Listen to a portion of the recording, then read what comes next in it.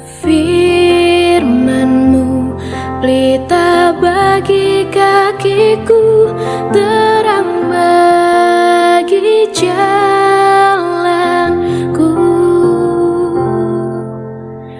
Firman-Mu pelita bagi kakiku, Haleluya. Amin. Amin. Oke, puji Tuhan. Ya, shalom semuanya. Sekali lagi kita bersyukur hari ini bisa kembali melanjutkan Bible study kita. Dan hari ini kita akan masuk kepada kitab 2 Korintus ya. Intisari dari kitab 2 Korintus. Berarti saya tidak akan memberikan background yang terlalu panjang lebar karena sudah di-cover dari yang sebelum-sebelumnya.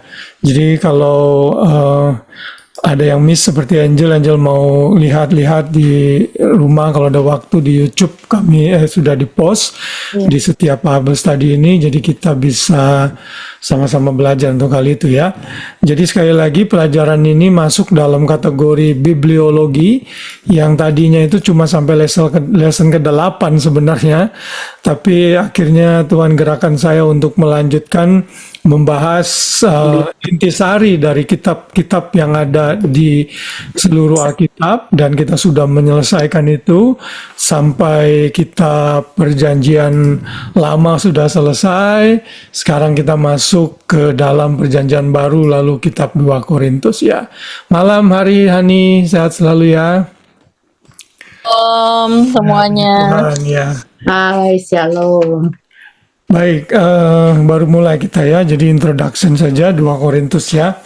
Nah, saudara, dalam belajar mengenai surat-surat ini ya, khususnya epistles yang berjumlah 21, kalau saudara lihat ini urutan dari urutan dari seluruh kitab yang ada di dalam kitab kita bersama, based on kategori kitab ya. Jadi sekali lagi saya ulang, kitab yang kita punya itu tidak selalu urutannya benar gitu dari segi waktu penulisan ya.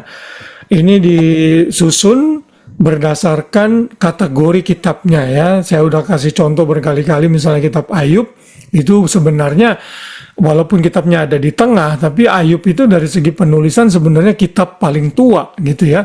Karena di Ayub itu hidup sekitar masa Abraham begitu, sementara Musa baru menulis kitab Kejadian, Keluaran, Imamat, Bilangan, Ulangan itu di masa mereka berada di padang gurun waktu mereka keluar dari Mesir begitu. Jadi urutan-urutan ini tidak ditentukan berdasarkan waktu penulisannya. Sama di masa Perjanjian Baru juga sebenarnya kitab pertama yang ditulis itu bukannya Matius ya. Matius itu baru ditulis sekitar tahun 60-an, tapi kitab Galatia itu ditulis pertama kali tahun 45. Nah, jadi ini dikategorikan berdasarkan kategori kitabnya. Ya, jadi kalau dalam Perjanjian Lama ada 5 kitab hukum, 12 kitab sejarah, 5 kitab puisi, 5 kitab nabi besar, 12 nabi-nabi kecil. Sedangkan di Perjanjian Baru itu 4 Injil, 1 kitab sejarah, kisah para rasul, nah 21 kitab surat-surat ya, termasuk surat Paulus yang ditulis oleh Paulus 13 kitab, lalu 1 kitab nubuatan atau profesi yaitu kitab Wahyu. Nah, jadi dalam mempelajari, sekarang kita ada di section yang ini ya, kitab surat-surat atau epistles.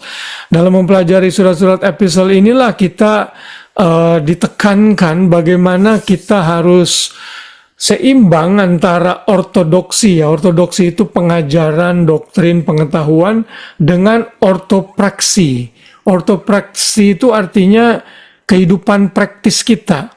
Gitu, makanya dalam kitab surat-surat itu ditekankan sekali ajarannya, doktrinnya ditekankan, setelah itu baru apa yang bisa kita lakukan sebagai orang percaya ya.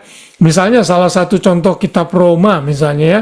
Kalau saudara membaca kitab Roma yang kita udah pelajari 2 minggu yang lalu, dari pasal 1 sampai pasal 11 itu berisi pengajaran semua, doktrin kekristenan. Begitu masuk pasal 12, karena itulah kita diperintahkan untuk mempersembahkan tubuhmu sebagai persembahan yang hidup, kudus, dan berkenan, dan seterusnya. Dari pasal 12 sampai pasal terakhir itu berisi praktis. Demikian juga misalnya kitab Efesus misalnya. Pasal 1 sampai pasal 4 itu semuanya bersifat doktrin, 5 sampai 6 praktikal. Nah, jadi seperti itulah kita melihat dalam membaca kitab surat-surat begitu ya. Kita di push untuk bisa menyeimbangkan antara pengertian kita mengenai satu konsep dalam kekristenan dengan kehidupan praktis kita. Kalau kita hanya menekankan doktrin tanpa praktis, kita jadi kayak orang Farisi. Ya, lalu kalau kita hanya menekankan praktis tanpa doktrin, kita jadi orang Kristen yang bodoh, yang nggak punya pengetahuan apa-apa mengenai kekristenan.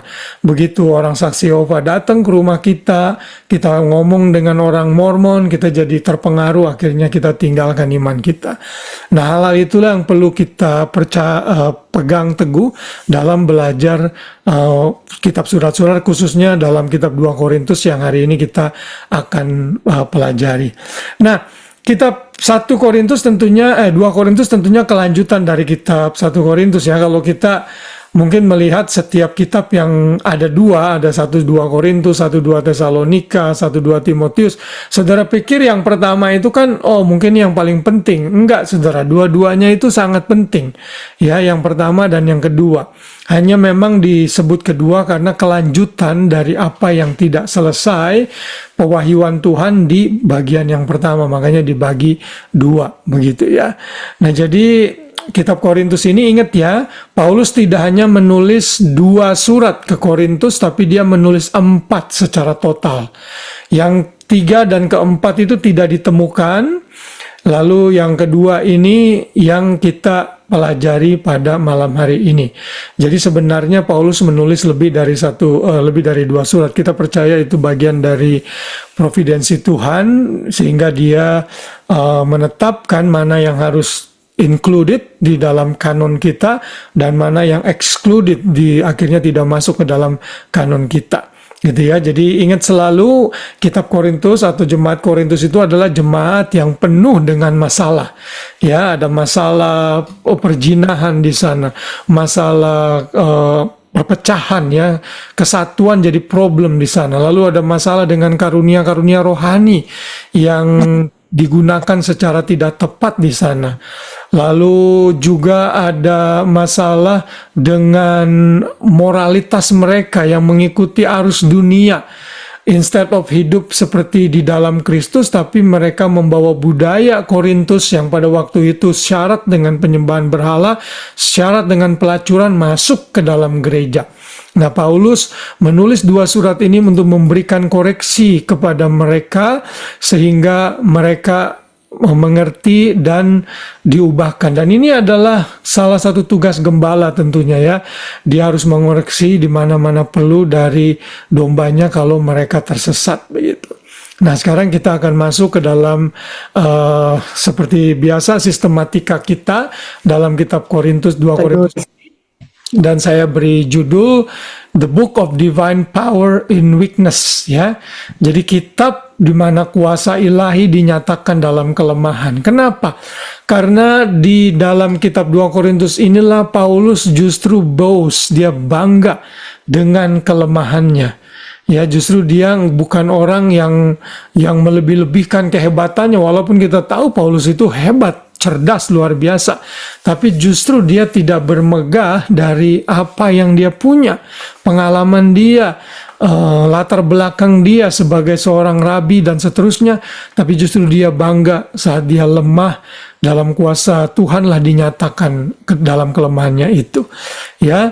Nah, jadi surat 1-2 Korintus kalau saudara ingat itu ditulis dalam perjalanan Paulus yang ketiga ya.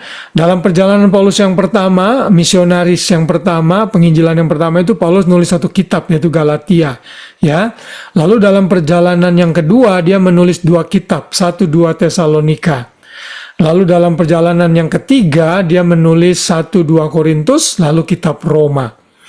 Ya, nanti ada lagi surat yang ditulis dalam penjara, yaitu Efesus, Kolose, Filemon, dan Filipi. Lalu ada juga surat-surat penggembalaan, yaitu 1-2 Timotius dan surat Titus. Nah, itu semua bagian dari surat-surat yang ditulis oleh Paulus, ya. Nah, saya ulangi lagi mengenai kitab surat-surat yang ditulis oleh Paulus. Yang ada di bagian layar saudara ini adalah kitab Paulus yang Paulus tulis itu berdasarkan waktu penulisannya.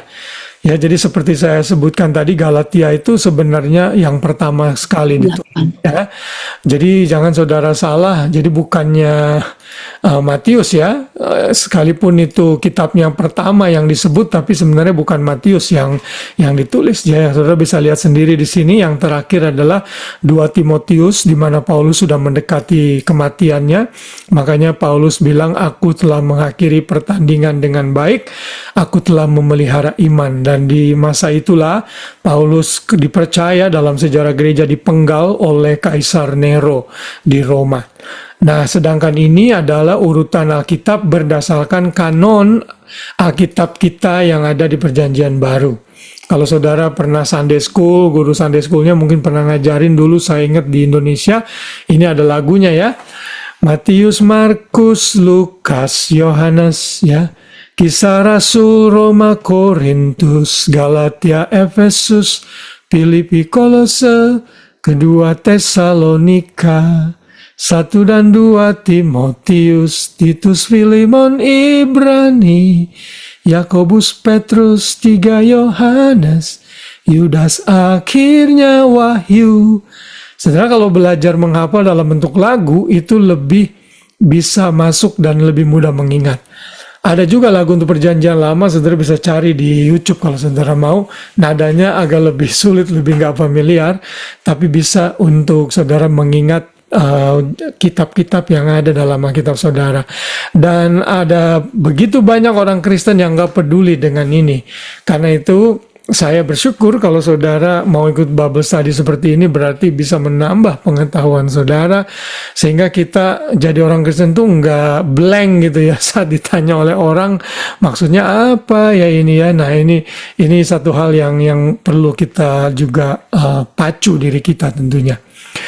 Nah, mengenai kitab 2 Korintus ini ada beberapa quote dari teolog yang menyatakan summary mengenai kitab ini. Misalnya Scott Hefman, dia bilang, the central theological theme of 2 Corinthians is the relationship, suffering, and the power of the Spirit in Paul's apostolic experience.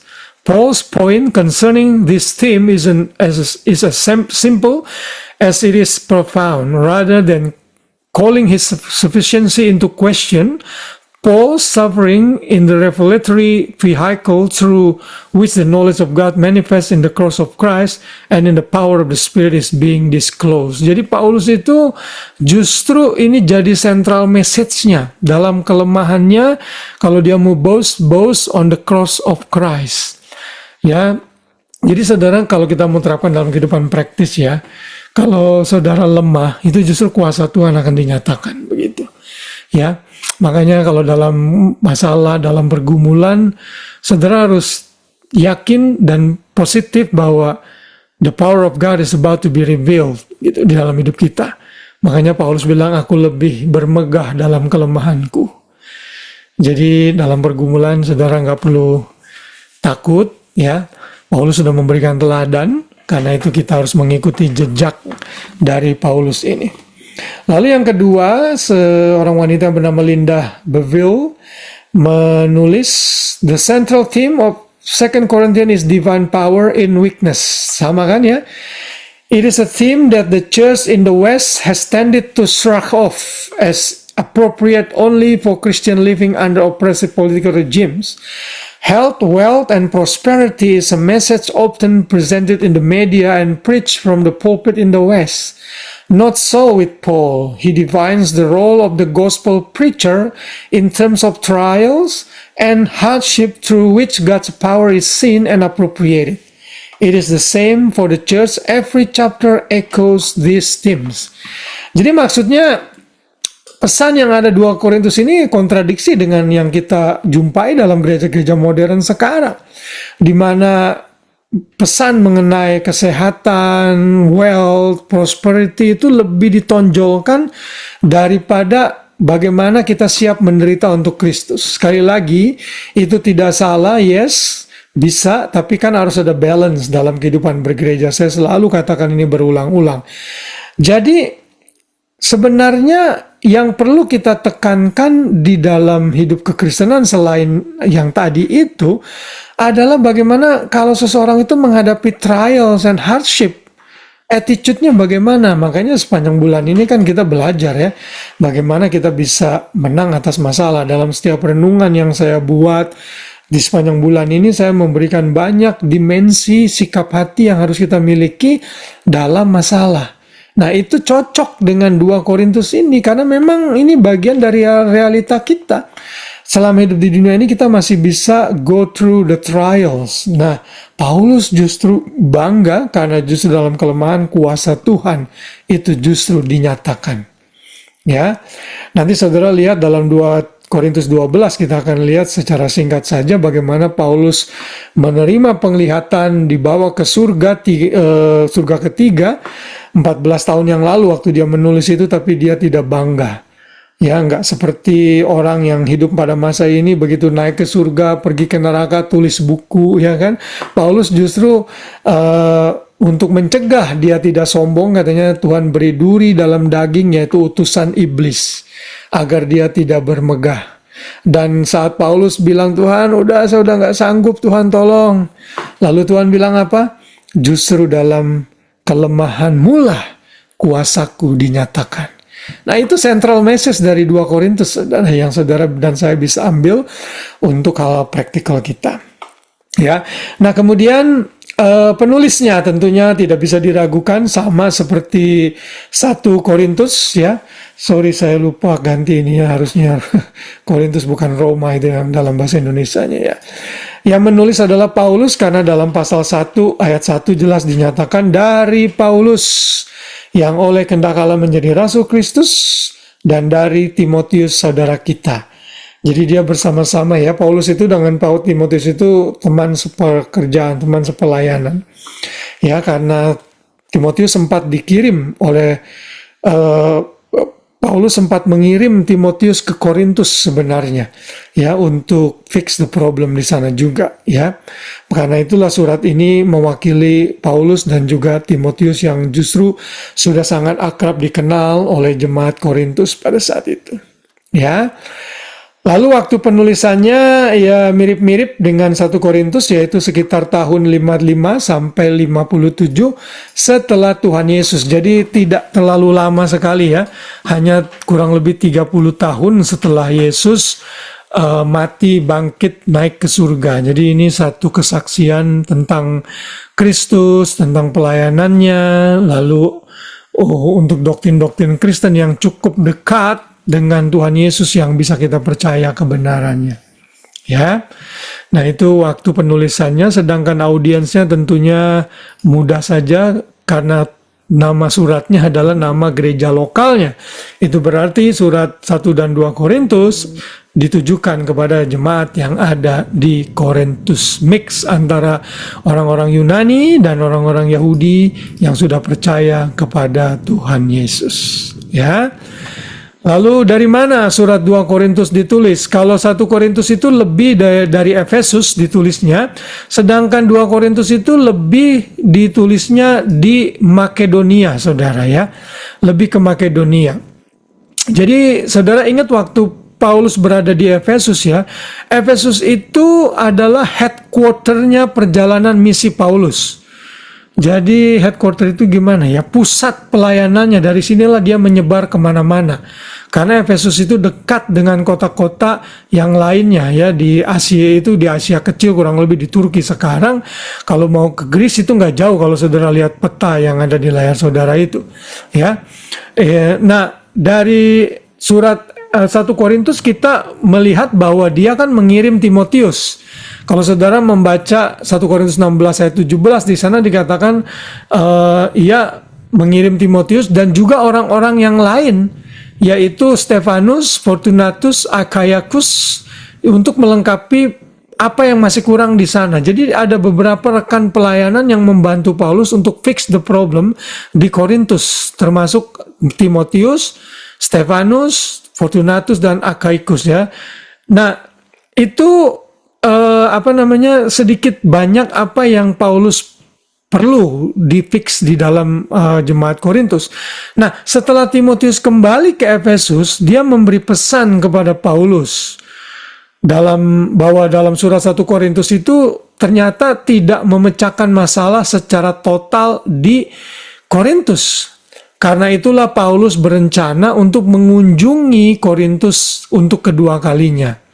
Begitu. Ya. Dan itu Paulus menyatakan dalam 2 Korintus 2 ayat 1 sampai 2. Aku telah mengambil keputusan di dalam hatiku bahwa aku tidak akan datang lagi kepadamu dalam duka cita. Sebab jika aku mendukakan hatimu, siapa lagi yang dapat membuat aku menjadi gembira selain dia yang berduka cita karena aku. Nah, ayat tadi itu mengacu kepada surat Paulus yang Paulus tulis di antara 1 Korintus dan 2 Korintus, yang dalam bahasa Inggris itu teolog menyebutnya sorrowful letter. Artinya ini benar-benar surat yang berisi disiplin. Ya, Paulus berbicara keras di sini. Ya, mengenai guru-guru palsu, pengajar-pengajar palsu ya. Khususnya ada salah satu pemimpin dari mereka yang memberikan masalah kepada Paulus. Ya, Paulus jadi mengalami masalah yang cukup berat dengan mereka-mereka ini di dalam jemaat Korintus. Makanya itulah dia sebut ini sebagai sorrowful letter, karena dia berduka dengan keadaan yang terjadi di Korintus ini. Begitu. Nah, jadi sebelum 1 Korintus itu Paulus menulis satu surat yang kita tidak punya, tidak ada dalam kanon kita. Ya, salah satunya membahas mengenai dosa seksual yang terjadi di Korintus ya. Yang dalam 1 Korintus 5 itu ingat ada seseorang yang berhubungan intim berzina dengan ibu tirinya. Paulus sudah nulis surat mengecam itu di antara sebelum surat 1 Korintus. Nah, setelah itu dia menulis 1 Korintus. Dan setelah itu dia menulis satu surat yang disebut sorrowful letter ini, surat yang penuh dengan duka cita. Nah, setelah itu Paulus kembali ke Efesus setelah terjadi huru-hara yang dipelopori oleh Demetrius. Kalau saudara melihat Kisah Para Rasul 19, itu ada orang yang membuat patung Dewi Artemis dari perak ya. Itu menimbulkan huru-hara dan mengecam Paulus, karena dengan pengajaran Paulus ini orang-orang Efesus jadi percaya kepada Tuhan Yesus, akhirnya meninggalkan Dewi Artemis, jadi bisnisnya hilang gitu. Akhirnya dia mengadakan huru-hara begitu. Sehingga Paulus pada waktu itu diusir dari sana, sehingga dia mengambil keputusan, oke, kalau gitu saya akan mengunjungi lagi Korintus. Tapi sebelum itu dia mengirim dulu Titus untuk mencari tahu apa yang terjadi di Korintus. Tapi ternyata Titus nggak kembali-kembali memberikan update kepada Paulus. Nah, sehingga akhirnya Paulus pergi ke Makedonia, yaitu di Northern Greece bagian utara, dan akhirnya Titus bertemu di sana dengan Paulus di Makedonia, sehingga Paulus lega akhirnya bisa ketemu dengan Titus. Dia takut Titus terjadi apa-apa di Korintus begitu.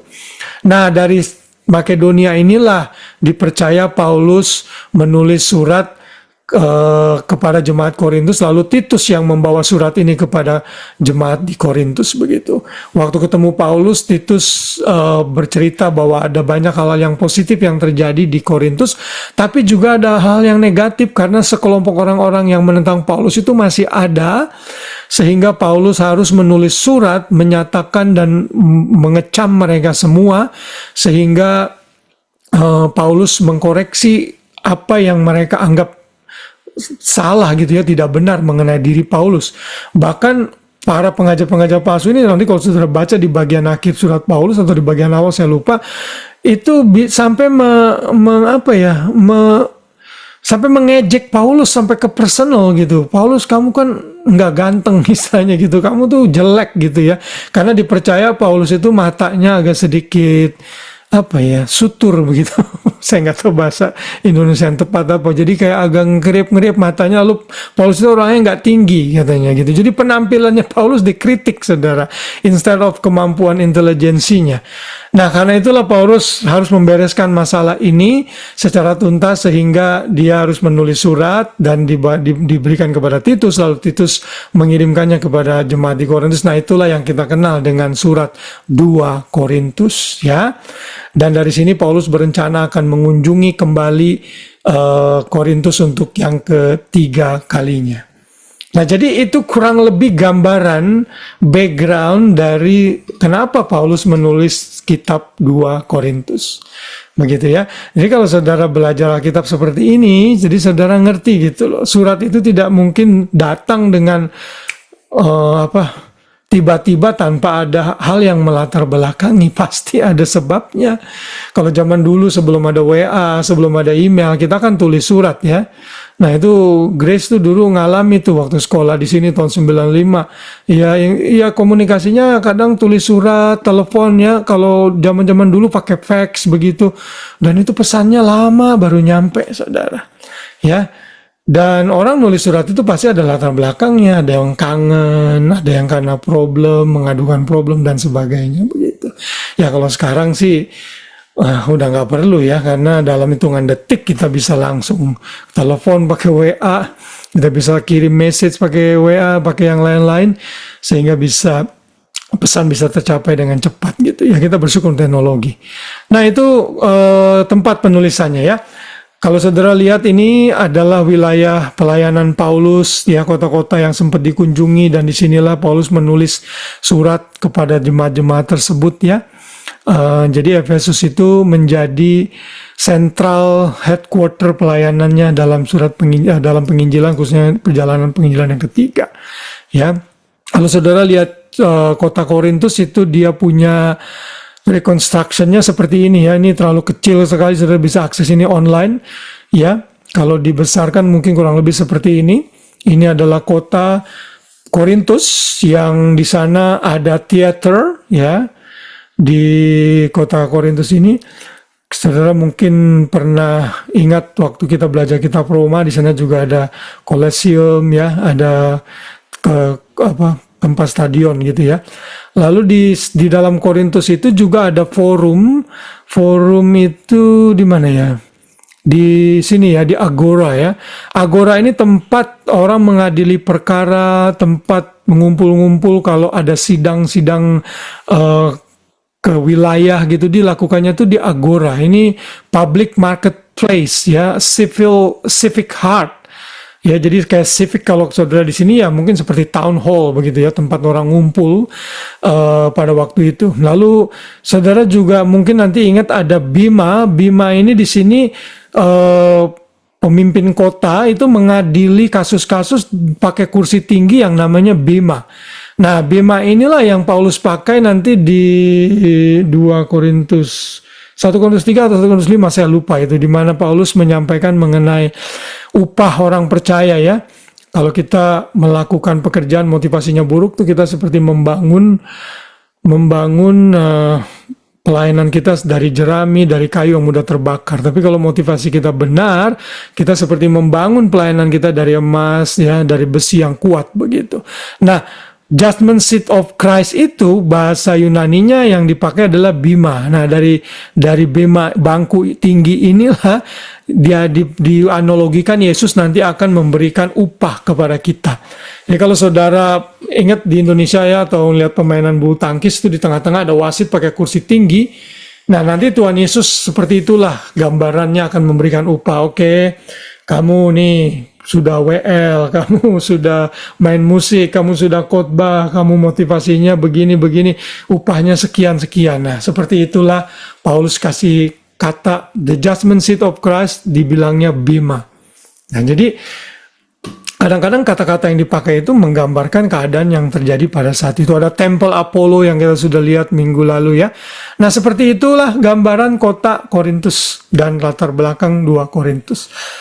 Nah, ini ada uraian singkat fakta-fakta mengenai surat 2 Korintus ya, saudara bisa akses ini online, mudah sekali. Saudara bisa lihat di situ buku ke-47 ya, buku ke-8 di Perjanjian Baru, surat ketiga dari 21 surat yang Paulus tulis, keempat dari 13 buku, 19 kitab setelah itu ya. Jumlah pasal 13, ayat 257, kata-katanya ada 6092. Ya, saudara bisa lihat di sini mengenai intisari yang ada dalam kitab 2 Korintus. Nanti kita akan go through juga ya. Sekarang tujuannya. Nah, ini agak panjang nih tujuannya surat Paulus ini ya. Jadi dalam surat yang kedua ini Paulus itu menyatakan kelegaan dan sukacita karena jemaat Korintus sudah menerima surat yang buruk. Itu yang tadi saya bilang sorrowful letter ya. Tapi tidak ditemukan. Tapi mereka menerimanya dengan positif. Surat ini menjelaskan mengenai masalah dalam gereja yang memecah belah karena munculnya rasul-rasul palsu. Saudara bisa lihat dalam 2 Korintus 11 ayat 13. Yang menyerang karakter Paulus, menyebabkan perpecahan dan mengajarkan ajaran sesat. Mereka ini mempertanyakan ketulusan Paulus, ya ada pasalnya di situ, kemampuan berbicara Paulus, dan ketidakmampuan Paulus untuk menerima bantuan dari gereja di Korintus. Di sana juga ada orang-orang yang tidak bertobat dari kehidupan lama mereka, yang mendorong Paulus untuk menulis surat teguran kepada mereka. Jadi 2 Korintus ini tujuannya menegur mereka itulah, guru-guru palsu itu. Atau kalau saudara mau persingkat, di dalam 2 Korintus ini Paulus ini defend his message, defend his apostleship ya. Jadi dia memberikan jawaban dan memberikan pertanyaan, apa ya istilahnya ya, counter untuk ini loh saya dipanggil jadi rasul karena begini gitu. Ya, jadi Paulus defends his ministry ya. Lalu tujuan yang kedua, Paulus itu sangat bersukacita mendengar dari Titus karena mayoritas anggota jemaat Korintus sudah bertobat dari pemberontakan terhadap Paulus. Jadi ini menggambarkan sukacita Paulus ya. Tidak ada sukacita yang besar dari seorang gembala bila melihat domba-dombanya hidup dengan baik. Pada saat dinasihati, mau mengerti, belajar untuk terus menggali firman, itu pasti hal yang sangat disukai dan membawa sukacita di kalangan anak-anak rohani kita ya. Paulus mendorong mereka untuk hal ini sebagai tindakan kasih yang murni. Paulus juga mendorong jemaat Korintus untuk menyelesaikan pengumpulan persembahan bagi orang miskin dan benar-benar tegas menolak guru-guru palsu. Akhirnya Paulus membela kerasulannya karena di Korintus ada yang mempertanyakan otoritasnya sebagai rasul. Jadi intinya dari dua uraian tadi, Paulus itu memberikan jawaban, defense his credential gitu ya, kemampuan yang dia punya gitu.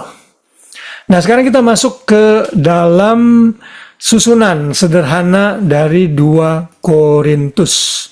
Kalau saudara mau bagi 3, ini yang paling singkat, pasal 1 sampai pasal pasal 1, 12 sampai pasal 7 ayat 17 itu mengenai apology for his ministry. Jadi defending his ministry di masa lalu. Ya, saudara bisa baca itu nanti. Pasal 8 sampai 9 ini tentang giving. Kalau saudara mau tahu konsep giving, konsep memberi di dalam era perjanjian baru ya, itu adalah golden rule-nya itu dalam 2 Korintus 8 sampai 9. Ya, saudara bisa baca itu. Jadi memberi itu tidak boleh dengan paksa, apalagi ditakut-takuti. Kuncinya sukacita. You don't have joy when you give, don't give, karena nggak akan menghasilkan upah. Ya, orang percaya itu memberi harus dengan sukacita, bukan dengan duka cita, bukan dengan terpaksa. Ya, itu Paulus jelaskan dalam pasal 8 dan 9. Lalu pasal 10 sampai 13 disinilah Paulus menekankan mengenai kerasulannya. Jadi perspektif. Ada past, present, dan future. Dia lihat cara pandangnya mengenai kerasulan dan pelayanannya. Itu ada dalam pasal 10 sampai 13. Nah, saudara, kitab 2 Korintus ini surat yang paling tidak sistematik dibandingkan dengan surat-surat Paulus yang lain. Kenapa? Karena Paulus dalam surat ini tuh sangat emosional sekali dia. Dia lebih banyak mengungkapkan isi hatinya Jadi seperti autobiografi gitu surat 2 Korintus ini ya. Jadi ada banyak emosi yang dia luapkan. Ada sukacita, ada rasa cemas, rasa khawatir gitu ya. Dalam dirinya itu muncul menjadi satu. Makanya surat 2 Korintus ini tidak terlalu sistematis dibandingkan surat-surat Paulus yang lain yang sistematikanya tuh lebih jelas gitu. Kalau saudara mau lihat susunan lengkap dari 2 Korintus ya seperti ini ya. Di situ ada pasal 1 Paulus memberikan salam. Pasal 1 ayat 12 yang tadi saya bilang sampai pasal 7 itu adalah Paulus bagaimana menjelaskan tentang pelayanannya ya. Dia jelaskan rencananya untuk mengunjungi jemaat Korintus, lalu hukuman bagi orang-orang yang melanggar aturan gereja, aturan firman Tuhan. Lalu dia juga menjelaskan mengenai Titus, tadi kisah yang saya berikan itu dari situ ya. Lalu Paulus juga menjelaskan mengenai pelayanan ya. Pelayanan itu nature-nya penting sekali untuk kita bisa mengerti ya. Ada the triumph of the ministry, kemenangan dalam pelayanan, the commendation of ministry, the basis of ministry, the theme of ministry, the trials of ministry, the motivation of ministry, the message of the ministry, the conduct of the ministry. Kalau saudara mau benar-benar ngerti jantung pelayanan Kristen, cobalah baca pasal 2 sampai pasal 6 ini, karena disitulah Paulus memberikan dasar-dasar pelayanan kita sebagai orang percaya yang sudah ditebus dan diselamatkan. Lalu Paulus memberikan exhortation ya kepada jemaat di Korintus ya dari pasal 6 sampai pasal 7. Lalu bagian yang ketiga itu Paulus menjelaskan mengenai giving yang tadi saya sudah sebutkan. Bagian keempat mengenai kerasulannya ya, bagaimana dia memperoleh otoritasnya dari Kristus langsung, perilakunya dia sebagai rasul, dia bilang dia udah bekerja lebih daripada rasul-rasul yang lain gitu. Lalu penderitaan sebagai rasul, Paulus itu luar biasa ya penderitaannya, pernah dicambuk, pernah dipagut ular, pernah karam kapal, pernah mau dilempari batu sampai mati. Jadi kalau soal suffering, don't ask ya, Paulus sudah mengalami itu semua. Lalu dia juga memberikan kredensialnya dia sebagai rasul.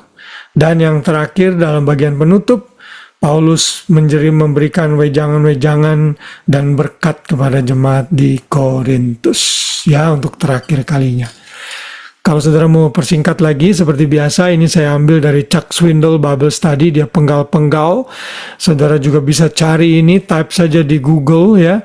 Insight for Living, 2 Corinthians, atau kitab mana aja saudara bisa dapat rangkuman singkat dari kitab-kitab yang kita pelajari selama ini.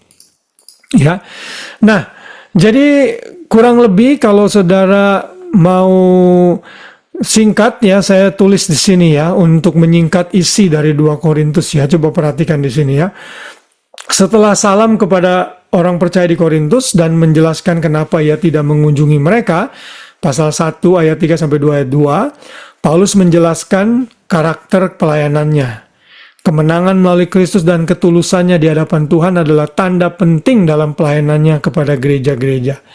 Ia membandingkan pelayanan yang mulia dalam pembenaran Kristus dengan pelayanan penghukuman dalam hukum Taurat.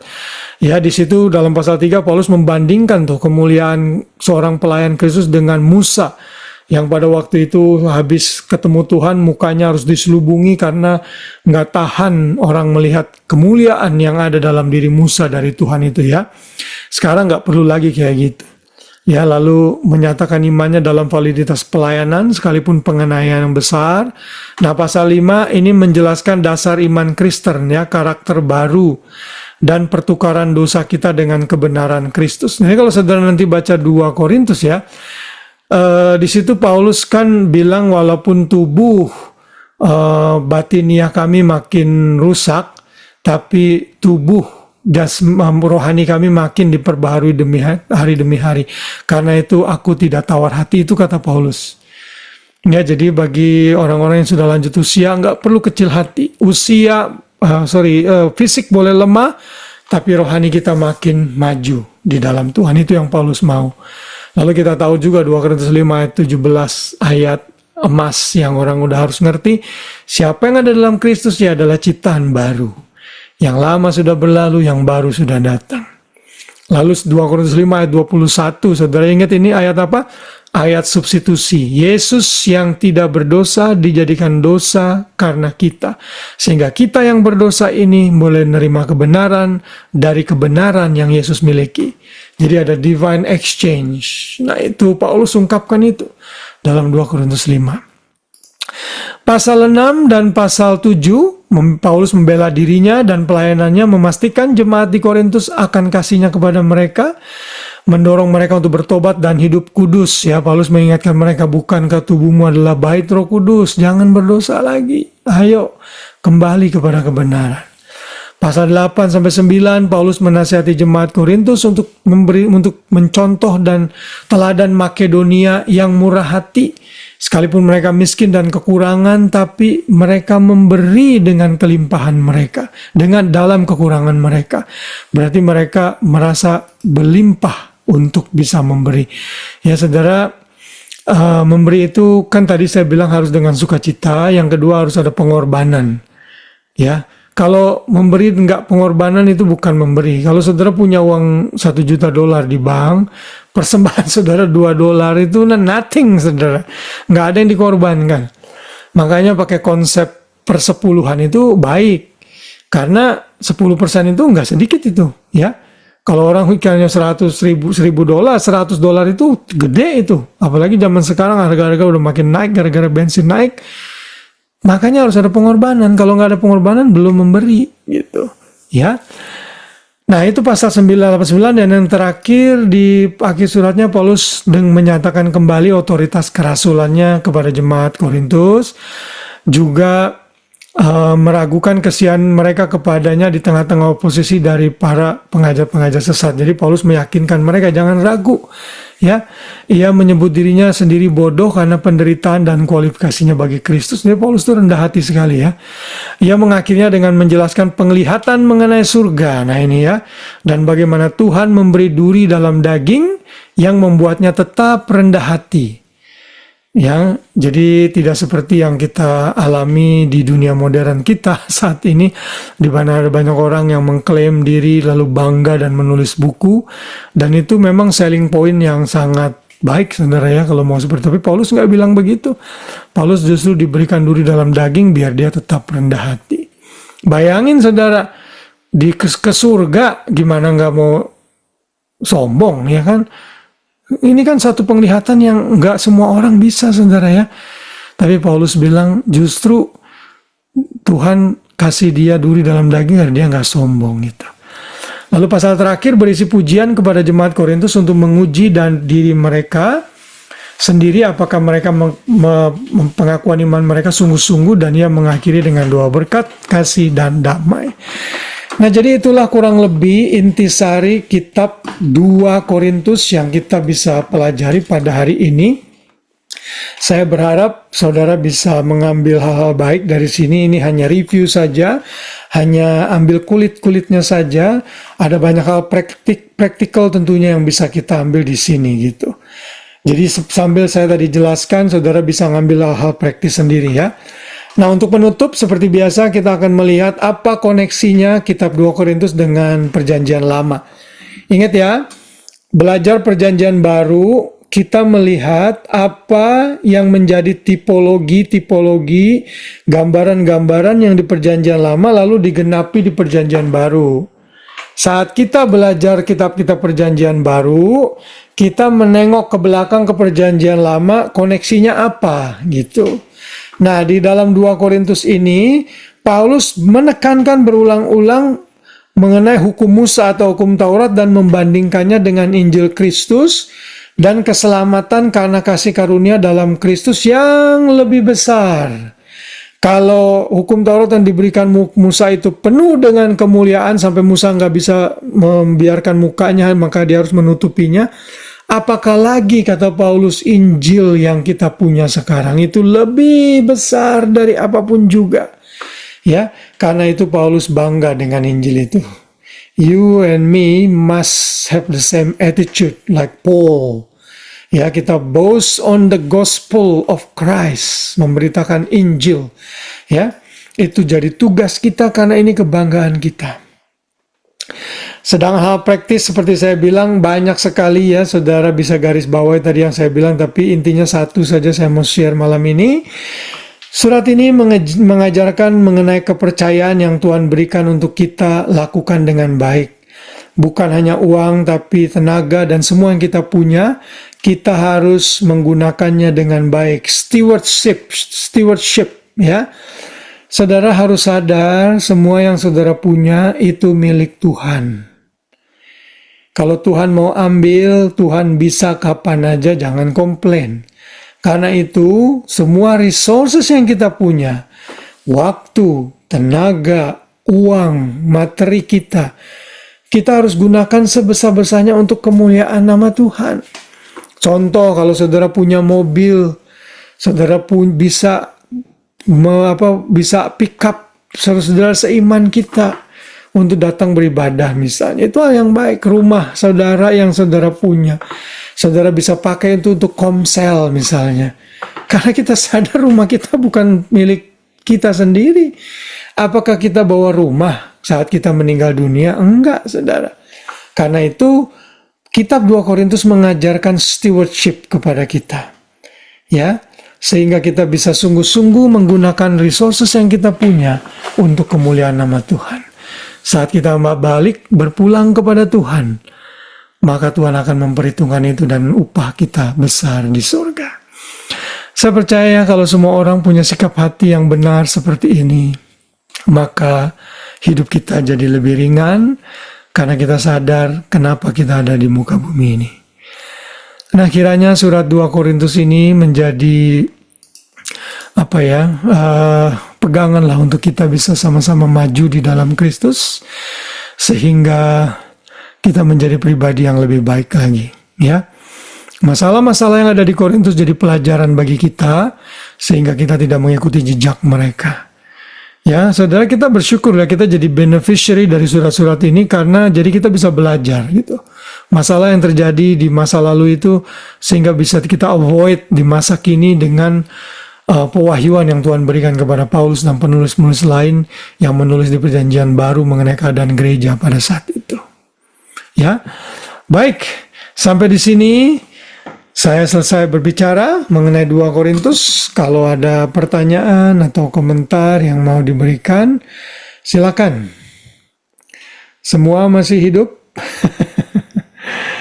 Masih mengikuti ya? Iya. Masih. Ayo, ada pertanyaan yang mau ditanya? Semua good, jelas? Kalau tidak ada pertanyaan, saya yang bertanya nih nanti. Untuk tes saudara ya, dari 1-2 Korintus. Oke. Coba dari screen yang muncul di saya deh ya. Saya mau tanya Pak Ade. Pak Ade, ingat nggak kira-kira 2 Korintus itu ditulis tahun berapa Pak Ade? Waduh. Tahun berapa ya? 60-an. Almost ya, 55 sampai 57 ya. Itu 2 Korintus ya, memang ini nggak mudah diingat ya. It's okay. Lalu Grace, you still alive Grace? Mana Grace? Yes. Oke. Ingat nggak tadi saya sempat nyebut satu kota yang jadi headquarternya Paulus dalam misionaris journey yang ketiga. Kota apa itu? Kota Sydney. Kota apa? Ayo. Hah? Efesus. Iya, Efesus. Iya. Untung benar asal-asalannya. Efesus. Iya, kota Efesus ya. Itu headquarternya Paulus, saudara ya. Tante Meme ingat nggak surat 2 Korintus itu ditulis dari kota mana? Dari kota Makedonia. Yes, mantap, betul. Iya. Karena Tante Meme catat tuh ya, jadi makanya Iya. ingat ya, ya dari Makedonia. That's good. Oke, sekarang Novi. Singkat aja Nov, kira-kira tujuan surat 2 Korintus apa Nov? Yang Novi bisa tangkap tadi ya. Paulus menyampaikan sukacita ya mendengar jemaat Korintus yang mayoritas sudah bertobat udah gitu, tapi juga menegur yang masih Iya. belum. Iya, betul, mantap, betul sekali. Oke. Lalu yang berikutnya Hari dan Hani. Yes. Eh, Gampang kok. Bilang gitu ada orang yang susah loh. kenapa? Enggak kok. Oh, kalau bilang itu malah susah. Iya. Tahu aja. Kita 2 Korintus ini ya Hari ya. Kita menurut Hari pelajaran apa kita bisa ambil dari kitab 2 Korintus? Apaan? Hah? Satu aja dah. Ya. Iya kan? Suruh kita itu kan melakukan dengan baik, kayak yang tadi Koko bilang, rumahnya kalau bisa dibuat jadi rumah komsel. Iya. Stewardship ya itu dia. Ya, stewardship yang apa yang kita punya kita gunakan untuk Tuhan gitu ya. Oke. Baik, itu tadi Hari apa nih yang jawab? Hari. Ngaku-ngaku. Hari atau Hani ingat nggak 2 Korintus 5 ayat 17 bunyinya apa? Dua Itu yang biasa yang di gereja bilang. Tadi Koko sempat nyebut sih, apa tuh? Ayat hafalan di gereja. Nggak ingat aja sama Gak ingat ya? Aduh. Sebab siapa yang ada dalam Kristus, Sebab siapa yang di dalam Kristus ya Ya, dalam ciptaan yang yang baru, baru. yang lama sudah berlalu. Lama sudah berlalu, sesungguhnya yang baru sudah datang. itu dia ya, itu ayat emas. Oke. Ya, Angel sudah live ya, mungkin Angel harus tidur kali karena besok mungkin kerja. Ya, puji Tuhan, kita sudah menyelesaikan pelajaran kita. Yuk kita Firman-Mu pelita bagi kakiku,